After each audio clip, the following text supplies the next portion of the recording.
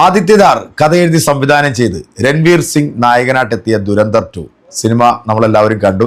Already നമ്മൾ കണ്ടതാണ്. പ്രൊപ്പഗണ്ടയായിട്ടുള്ള ഒരു സിനിമ തന്നെയാണ്. പക്ഷേ എങ്കിലും പ്രൊപ്പഗണ്ട ആണെങ്കിൽ പോലും ആ സിനിമ കാണാൻ നമുക്കൊരു രസം തോന്നുമായിരുന്നു. കാരണം ഈ കേരള സ്റ്റോറി പോലുള്ള ചില മുണഞ്ഞ സിനിമകളുണ്ടായിരുന്നല്ലോ. പ്രൊപ്പഗണ്ട ഇവിടുത്തെ ജനങ്ങളുടെ അണ്ണാക്കിലേക്ക് തിരികെ കൊടുക്കുന്ന സിനിമ, അതിൽ നിന്നൊക്കെ വളരെ വ്യത്യസ്തമായ ഒരു സിനിമാറ്റിക് മൂഡിൽ എടുത്തിട്ടുള്ള ദുരന്തർ 2. എന്നാൽ ഈ ദുരന്തർ 2 ആയിക്കോട്ടെ 1 ആയിക്കോട്ടെ, ഇതിനകത്ത് കാണിക്കുന്ന ഈ പ്രൊപ്പഗണ്ട ഈ സെൻസർ ബോർഡ് അംഗങ്ങളുടെ മുമ്പിൽ വരുമ്പോൾ അത് കട്ട് ചെയ്യാൻ അവരാരും തയ്യാറായിട്ടില്ല എന്നുകൂടെ നമ്മൾ മനസ്സിലാക്കണം. കാരണം ഇവിടെ മറ്റു പല സിനിമകളും, ഇപ്പം ഹാൽ എന്ന് പറയുന്ന ഒരു സിനിമയ്ക്കകത്ത് ബിരിയാണി വിളമ്പുന്ന ഒരു സീൻ വന്നതിൻ്റെ പേരിൽ എന്തൊക്കെ കോലാഹലങ്ങൾ സൃഷ്ടിച്ചു. സുരേഷ് ഗോപിയുടെ Janaki words of state of Kerala എന്ന് പറഞ്ഞൊരു സിനിമയിൽ ജാനകി എന്ന ഒരു പദം ഉണ്ടാക്കി വെച്ചിട്ടുള്ള വിനയൊക്കെ നമുക്ക്. അപ്പം സെൻസർ ബോർഡ് അംഗങ്ങളുടെ മുമ്പിൽ ഒരു വിഭാഗത്തെ ഇഴുത്തി കാണിക്കുന്ന തരത്തിലുള്ള സീൻ അതിനകത്ത് എത്രത്തോളം കുത്തിക്കയറ്റിയാലും അതിനെ ഒന്നും കട്ട് ചെയ്യത്തുമില്ല. അതിനെയൊക്കെ പ്രോത്സാഹിപ്പിച്ച് ഈ ജനങ്ങളുടെ ഇടയിലേക്ക് ഇങ്ങനെ ഇറക്കിവിടും. ദുരന്തർ 2 എന്ന സിനിമയിൽ കൃത്യമായ ഒരു പൊളിറ്റിക്സ് അതിനകത്ത് പറയുന്നുണ്ട്. അത് BJPക്ക് അനുകൂലമായിട്ടുള്ള ഒരു പൊളിറ്റിക്സ് ആണ് ഈ സിനിമ പറയുന്നത്. അപ്പോൾ ഈ സിനിമ ഒരു നോർമൽ ഓഡിയൻസ് എന്ന നിലയിലാണ് നമ്മളൊക്കെ പോയി സിനിമ കണ്ടത്. പ്രൊപ്പഗണ്ട ആണെങ്കിലും ആ സിനിമയായി കണ്ടുകൊണ്ട് നമ്മളങ്ങിരുന്നു. പക്ഷേ നമുക്ക് ദഹിക്കാത്ത ഒരുപാട് സീനുകൾ ഉണ്ടെങ്കിൽ പോലും നമുക്കൊരു ആക്ഷൻ സിനിമയായിട്ട് മാത്രമാണ് നമ്മളതിനെ കണ്ടത്. പക്ഷെ ഇവിടുത്തെ സംഖ്യകളുണ്ടല്ലോ, ഇതിനെന്തോ വലിയ സംഭവമായിട്ട് കണ്ടിട്ട് ഈ ഇന്ത്യയിൽ ഇങ്ങനെയൊക്കെയാണ് നടന്നിരുന്നത്, അല്ലെങ്കിൽ ഇന്ത്യയിൽ ഇങ്ങനെയൊക്കെയാണ് നടക്കുന്നത്, ഇനി നമ്മുടെ ഇന്ത്യയിൽ നടക്കാൻ പോകുന്നത് ഇങ്ങനെയൊക്കെയാണ് എന്ന് വരുത്തി തീർക്കാൻ വേണ്ടി ശ്രമിക്കുന്ന ചില സംഭവങ്ങളുണ്ടല്ലോ.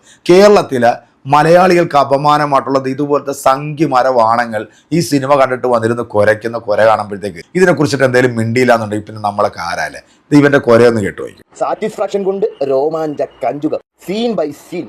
പ്രൊപ്പഗണ്ട എന്നൊന്നും ഒരു പരാതിയില്ല. പാച്ചയ്ക്ക് നേരിട്ട് പറഞ്ഞിട്ടുണ്ട്, സഹിക്കാൻ പറ്റുമെങ്കിൽ സഹിച്ചോ. എന്താ പടം!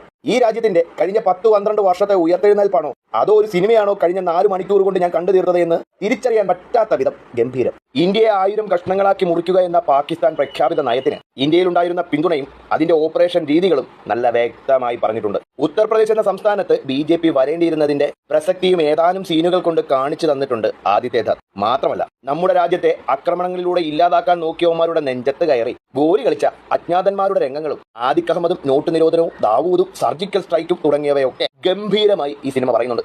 ആദിത്യദാർ ഒരു അസാമാന്യ ടാലന്റ് തന്നെയാണ്. 4 മണിക്കൂറുള്ള ഈ സിനിമ ഒരു ബോറടിയുമില്ലാതെ രോമാഞ്ച കഞ്ചുകം അണിയിച്ച് ഒട്ടും ബോറടിക്കാതെ പോകണമെങ്കിൽ പുള്ളി ഇനിയും ചരിത്രങ്ങൾ സൃഷ്ടിക്കും. ആദ്യത്തെ ഭാഗം പ്രൊപ്പഗണ്ടയാണെന്ന് പറഞ്ഞ് നെഞ്ചത്തടിച്ച് മോങ്ങുന്നവർക്ക് അല്പം ആശ്വസിക്കാം. കാരണം ഇതിൽ പച്ചയ്ക്ക് തന്നെ മോദി ഗവൺമെന്റിന്റെ നേട്ടങ്ങൾ എണ്ണി പറയുന്നുണ്ട്. ജസ്കീരത് സിംഗായും അംസാലിയായും രൺവീർ നല്ല തകർത്ത് അഭിനയിച്ചിട്ടുണ്ട്. ഈ സിനിമയിലെ ഓരോ മേഖലയും ഒന്നിനൊന്ന് മെച്ചമാണ്. അത് ബാക്ക്ഗ്രൗണ്ട് മ്യൂസിക് ആവട്ടെ, ആർട്ട് വർക്ക് ആവട്ടെ, എല്ലാം ഒന്നിനൊന്ന് തകർപ്പൻ. എല്ലാത്തിലുമുപരി അതിലെ ശക്തമായ തിരക്കഥ. ഹിന്ദുസ്ഥാനിലെ ഓരോ പൗരനെയും കലിമ ചൊല്ലിക്കുമെന്നും സ്ത്രീകളെ യുദ്ധം വിജയിച്ചതിന്റെ പങ്കായി കണക്കാക്കുമെന്നും അവരെ മദ്യശാലയിൽ പന്തയം വെച്ച് തിരഞ്ഞെടുക്കുമെന്നും ഹിന്ദുസ്ഥാനെ നശിപ്പിക്കും എന്ന് പറയുന്ന ആയിരക്കണക്കിന് മേജർ ഇക്ബാലുമാരുടെ മുന്നിൽ ഒരു ദുരന്തർ നെഞ്ചു വിരിച്ചു നിന്ന് പറയുന്നുണ്ട്, അതിന് പാകിസ്ഥാന്റെ ഭാവി നിർണയിക്കുന്നത് ഇനി ഹിന്ദുസ്ഥാൻ ആയിരിക്കുമെന്ന്. ഭാരത് മാതാ കി ജയ്. കേട്ടല്ലോ, നല്ലതൊന്നാം തരം ചാണക സംഖ്യയാണ്. സിനിമ BJPക്ക് വേണ്ടി മാത്രം സൃഷ്ടിച്ചിട്ടുള്ളൊരു സിനിമയായിട്ടാണ് ഈ വേട്ടാവളിയും വന്നിരുന്ന് പറയുന്നത്. ഞാനും 250 രൂപ കൊടുത്തിട്ട് ഈ സിനിമ കണ്ടതാണ്. എനിക്ക് ആ സിനിമ കണ്ടപ്പോൾ ഞാൻ ആ ഒരു സിനിമയുടെ മൂഡിൽ നിന്ന് അങ്ങ് കണ്ടു. ഞാൻ എൻ്റെ റിവ്യൂ ഓൾറെഡി പറഞ്ഞാണ്. ഗംഭീര സിനിമയാണ്. അതിൻ്റെ ടെക്നിക്കൽ വശങ്ങളായിക്കോട്ടെ, രൺവീർ സിംഗിൻ്റെ പെർഫോമൻസ് ആയിക്കോട്ടെ, അതിനകത്ത് അഭിനയിച്ചിരിക്കുന്ന ഓരോ ആർട്ടിസ്റ്റുകളും ഗംഭീരമായിട്ടുള്ള പെർഫോമൻസ് കാഴ്ചവെച്ച് അതിൻ്റെ ബാക്ക്ഗ്രൗണ്ട് സ്കോറും മ്യൂസിക്കും എല്ലാ വശങ്ങളും ഗംഭീരമാണ്. നമുക്ക് അതിനകത്ത് ഒന്നും ഒരു അഭിപ്രായ വ്യത്യാസമില്ല.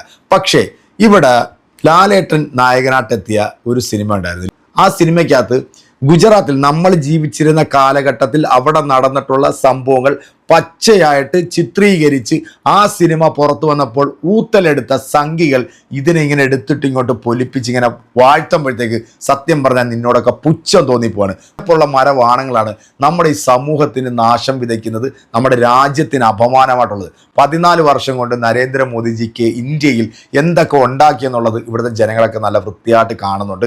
കേരളത്തെ എത്രത്തോളം അവഹേളിക്കാവോ അത്രത്തോളം അവഹേളിച്ചുകൊണ്ടിരിക്കുന്ന ഒരു ഭരണകൂടം ഇവരല്ലാതെ വേറെ ആരുമില്ല എന്ന് നമുക്കറിയാം. എന്തായാലും ഇതിനകത്തൊക്കെ ഊറ്റം കൊണ്ട് ഇത് ഇങ്ങനെ വന്നിരുന്നുണ്ട് കുരയ്ക്കുമ്പോഴത്തേക്ക് ഇവൻ്റെയൊക്കെ അണ്ണാക്കിലടിക്കുന്ന മറുപടി എൻ്റെ പ്രിയപ്പെട്ട സിനിമയെ സ്നേഹിക്കുന്ന സിനിമയായി കാണുന്ന ആളുകൾ ഉണ്ടെന്നുണ്ടെങ്കിൽ കൊടുക്കണം. അപ്പോൾ അടുത്തൊരു വീഡിയോ നമുക്ക് വീണ്ടും കാണാം. അതുവരേക്കും എല്ലാവർക്കും ബൈ.